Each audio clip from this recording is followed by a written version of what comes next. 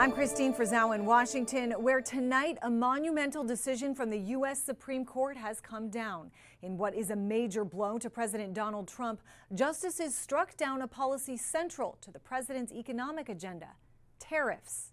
The overriding question to the High Court: does the International Emergency Economic Powers Act, or IEEPA, authorize President Donald Trump to impose tariffs? The answer, in a 6-3 ruling, a resounding no. The Supreme Court's ruling on tariffs is deeply disappointing. The three liberal justices, joined by Neil Gorsuch, Amy Coney Barrett, and Chief Justice John Roberts, who wrote the opinion, connected the issue to the founding of the country itself, writing, quote, "Americans fought the revolution in no small part because they believed that only their elected representatives, not the king, not even Parliament, possessed authority to tax them," adding, "The framers gave that power to Congress alone." Roberts and others clearly viewed this as a tax that rests with Congress. President Trump vowing to use other laws to try to keep his tariffs in place, as they've already brought in about $200 billion in revenue, also insisting the country still faced a national emergency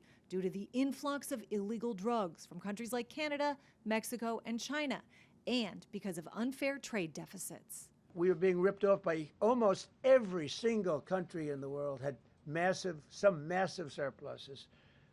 China had hundreds of billions of dollars in surpluses with the United States. They rebuilt China. They rebuilt the army. Legal experts say the decision is not the end of the road for the Trump administration, but things will be made far more difficult. Essentially, court is saying you have to go back to the drawing board and you have to do it country by country.